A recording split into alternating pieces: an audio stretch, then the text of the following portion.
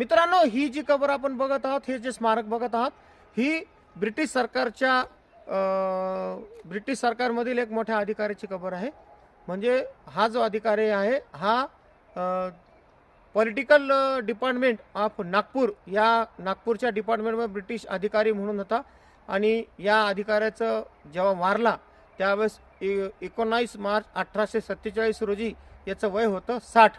आणि या अधिकाऱ्याला हा जो अधिकारी होता फॉरेनचा अधिकारी होता, पण हे जालन्यामध्ये वास्तव्यात असल्यामुळे यांचं इथं निधन झालं आणि इथंच त्यांना दफन करण्यात आलं, असं हे स्मारक आहे.